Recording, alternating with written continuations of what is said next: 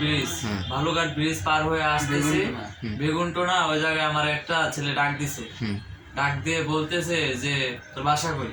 হুম পরে আমি বলছি যে বাইশতলা বিল্ডিং এর ওই জায়গায়। হুম পরে ওই জায়গায় আয়, একটা কাহিনী শুনে যা। পরে যাওয়ার পর আমি যাই নাই, বলছি না আমি ওই জায়গায় যাবো না। হুম মাদার চোর তোরা কিন্তু মারমু চল। পরে আমি বলছি যে না আমি ওই জায়গায় যাবো কেলে। পরে বলছি দাঁড়া আমার বড় ভাইয়ের ফোন দিতেছে, আসতেছে। ওই কথা বলার পর ও আমারে আচ্ছা ঠিক আছে দে তোর বড় ভাইয়ের ফোন দে। আমি ফোন দিতেছি পর ওর টাইনটা চিপাই লয়ে গেছে।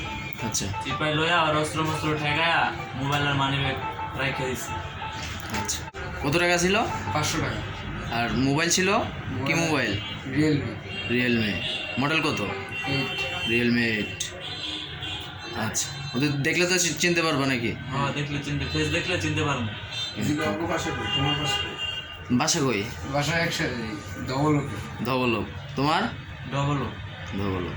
অল্প ভাষা আসামি ভাষা কোন জায়গায় দর্শক আসলে বেগুন তো এই যে বেগুন টিলা কামাল মজুমদার ব্রিজের পার বেগুন হুম বেগুন টিলা চাকু ছিল ওষুধ।